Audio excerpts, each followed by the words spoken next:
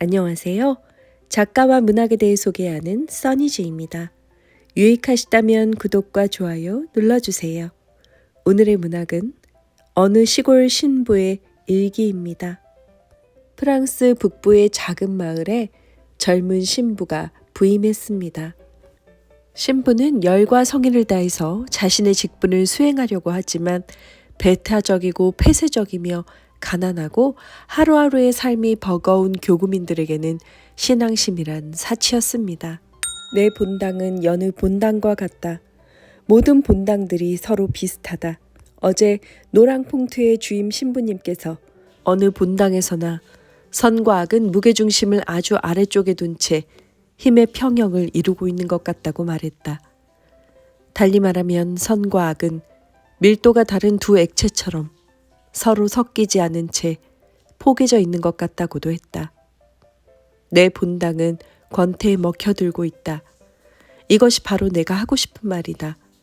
권태가 본당 모두를 우리 보는 앞에서 아귀아귀 먹는데도 우리는 속수무책이다. 순박하고 타협을 모르는 성격의 이 신부는 사람들과 쉽게 어울리지 못했고 그의 마음을 몰라주는 교구민들은 서투르고 내성적인 신부를 업신여기면서 적대시합니다. 신부는 용기를 얻기 위해서 일기를 씁니다.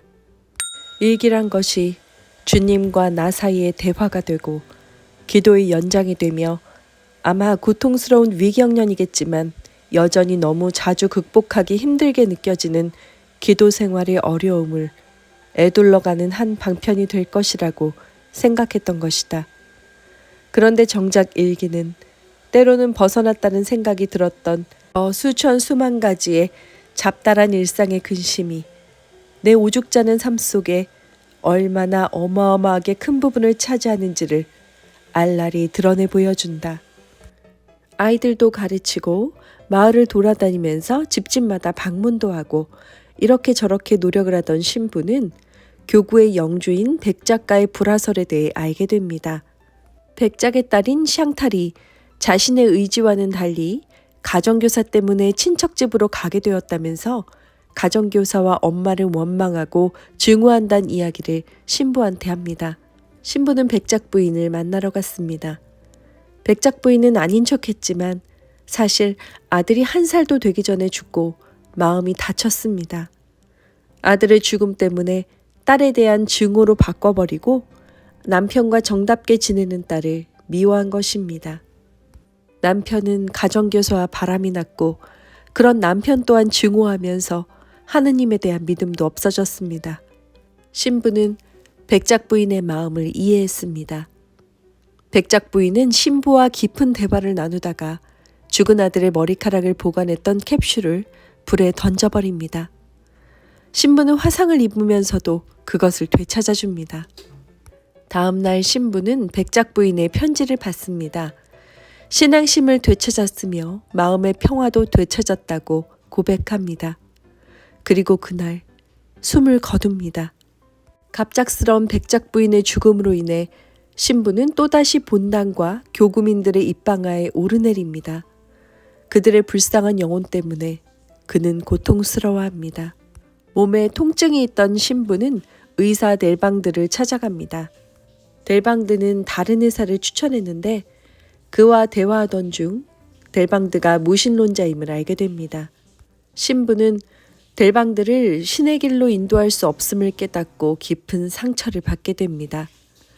신부가 만나는 사람 중에 그의 마음을 아프지 않게 하는 사람이 아무도 없었습니다. 모두가 불쌍하고 불행하고 안타까웠습니다. 얼마 후 델방드의 자살 소식에 신부는 충격을 받습니다.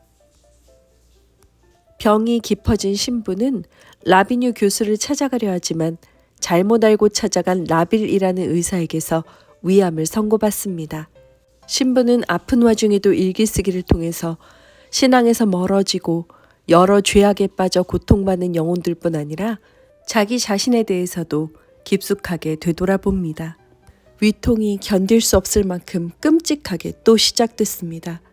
돌바닥에 드러누워 짐승처럼 끙끙거리며 뒹굴고 싶은 충동을 억제해야 할 지경입니다. 내가 어떤 고통을 견디고 있는지 하느님께서나 홀로 아실 일입니다. 하지만 그분이 그걸 정녕 아시는지, 고통은 모든 것을, 사회도, 가정도, 조국도, 하느님까지도 저주한다는 것을 저는 압니다.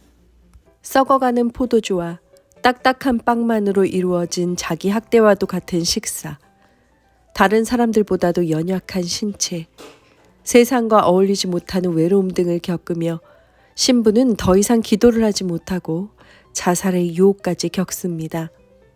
하지만 그는 고통받는 이들에 대한 사랑과 세상 모든 죄악을 용서하는 위대한 믿음으로 결국 이 모든 것이 은총이라는 말을 남긴 채 죽음을 맞이합니다. 이 투쟁도 이제 끝이 났다. 이 싸움이 어떤 것이었던지도 더 이상 알 수 없다. 나는 나 자신과 이 가련한 껍질과 화해했다. 자기 자신을 미워하는 일은 생각보다 쉬울 것이다. 은총은 자기 자신을 잊는 일이다. 그러나 만일 우리 안에서 모든 교만이 사라져버린다면 은총 중에 은총은 자기 자신을 예수 그리스도의 순한 지체 중에 그 어느 지체처럼 사랑하는 일일 것이다. 아무려면 어떤가? 모든 것이 은총이니